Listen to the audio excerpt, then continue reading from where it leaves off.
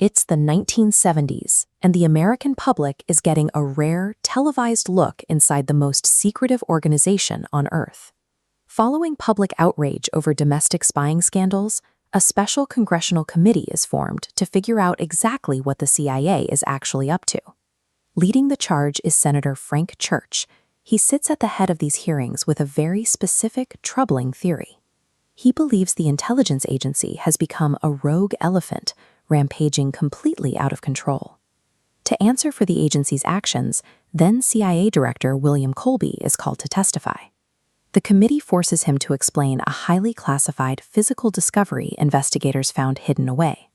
As the cameras roll, the veil of absolute secrecy is pulled back. Ordinary citizens are watching the raw, lethal capabilities of their own intelligence apparatus laid bare on national television. Colby presents a physical weapon to the committee. At first glance, it looks like a completely standard .45 caliber pistol.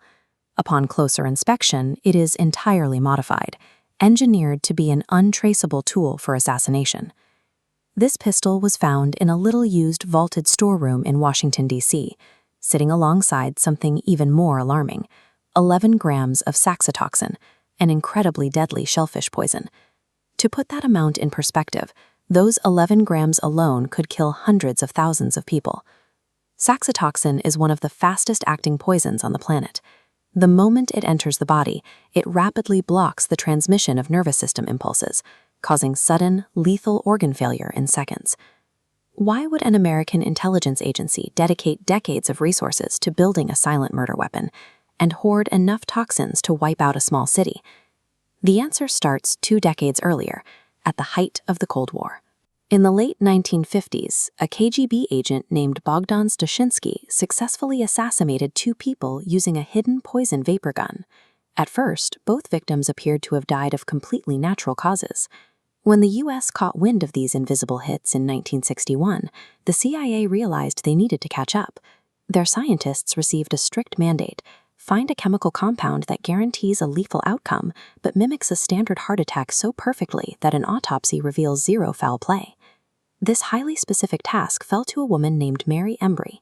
She was a CIA secretary promoted to technical services, where her primary job was to dig through obscure, non-public documents looking for this exact kind of ghost chemical.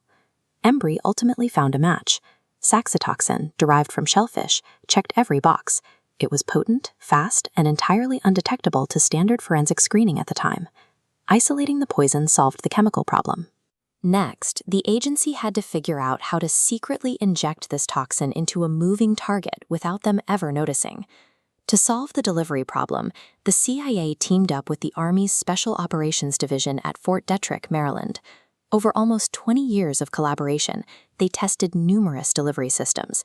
They designed the non-discernible microbio inoculator. Instead of gunpowder, an internal battery powered a near-silent firing mechanism. Firing with barely a whisper, it hit targets 100 meters away. The ammunition was a dart so thin that victims wouldn't perceive the impact. The CIA engineers eventually found a way to discard the metal dart entirely, choosing instead to freeze the liquid toxin into a tiny, solid micropellet. This created the ultimate forensic loophole. Once fired, the frozen shard would penetrate the skin and instantly melt into the victim's bloodstream. There was no metal needle left behind to find in an autopsy, only a microscopic red dot on the skin that investigators would easily overlook. The agency had successfully engineered a foolproof, long-range assassination system. They turned state-sponsored murder into an unsolvable medical anomaly. By the time of the Church hearings, this weapon was actually illegal. President Richard Nixon had previously issued an executive order ending all chemical warfare programs and demanding the disposal of all existing U.S. bioweapons. Manufacturing toxin is a notoriously expensive, complex, and time-consuming laboratory process. Producing those 11 grams required an immense amount of scientific labor. CIA chemist Dr. Nathan Gordon decided he wasn't going to let that massive investment go to waste. In direct defiance of the president's command, Gordon quietly held on to the poison. He took those 11 grams, enough lethal material to wipe out hundreds of thousands of people, and stashed it in a little-used storage vault in Washington, D.C., keeping it ready just in case the agency ever needed it again. This single decision exposed a chilling truth. Scientists operating within the deepest layers of the intelligence community felt so protected by their own secrecy that they comfortably ignored the president to hoard weapons of mass destruction. Back in the 1970s congressional hearing room, these intensely hidden toxins and insubordinate actions were finally dragged into the light, forcing the government to reckon with what the CIA had become. The Church Committee ultimately released a damning 2,700-page final report. The document detailed a vast network of shadow operations running right under the public's nose. The bioweapons were grouped alongside a list of other deeply unethical programs, most notably MKUltra, where the agency orchestrated psychological and mind control experiments on human subjects. The report also uncovered bizarre domestic tests. In one instance, the agency intentionally flooded the New York City subway system with a harmless disease-simulating gas, purely to see how vulnerable the civilian population was to an attack. The heart attack gun represents a broader pattern.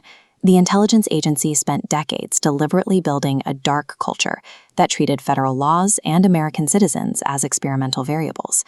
During the hearings, investigators asked Director Colby the most pressing question of all: did the CIA ever actually use the heart attack gun on a human target?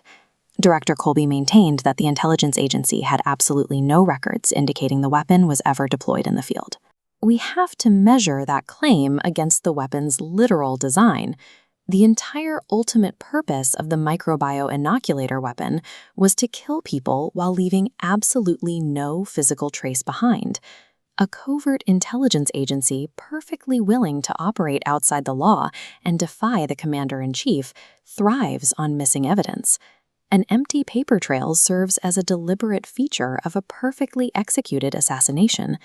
We know they built the weapon. We know they kept to poison.